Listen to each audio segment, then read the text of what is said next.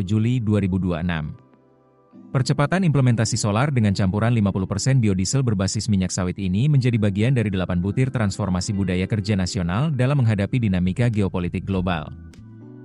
Menteri Koordinator Bidang Perekonomian Airlangga Hartarto menyampaikan bahwa pemerintah tengah mempercepat implementasi program biodiesel B50 sebagai bagian dari upaya kemandirian dan efisiensi energi. Implementasi B50 dinilai dapat mengurangi ketergantungan pada energi fosil serta memberikan dampak signifikan terhadap penghematan anggaran negara. Potensi penghematan subsidi diperkirakan mencapai 48 triliun rupiah.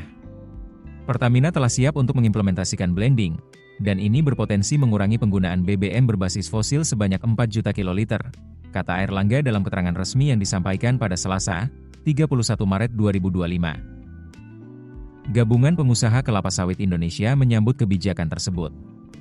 Ketua Umum GAPKI Edi Martono memastikan kecukupan minyak kelapa sawit mentah atau crude palm oil untuk implementasi B50.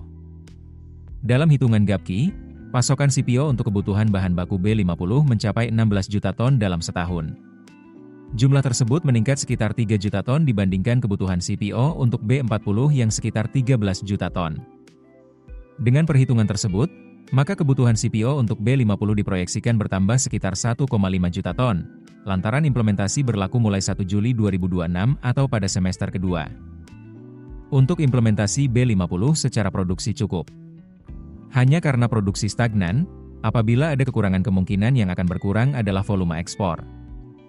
Dengan asumsi tambahan 1,5 juta ton yang dipasok ke dalam negeri untuk kebutuhan B50, maka jumlah maksimum pengurangan volume ekspor berada pada level tersebut. Namun demikian, Edi menegaskan bahwa pengurangan volume ekspor CPO akan sangat bergantung pada dinamika pasar global. Salah satu faktor penentunya adalah pergerakan harga minyak nabati lain seperti minyak bunga matahari dan minyak kedelai.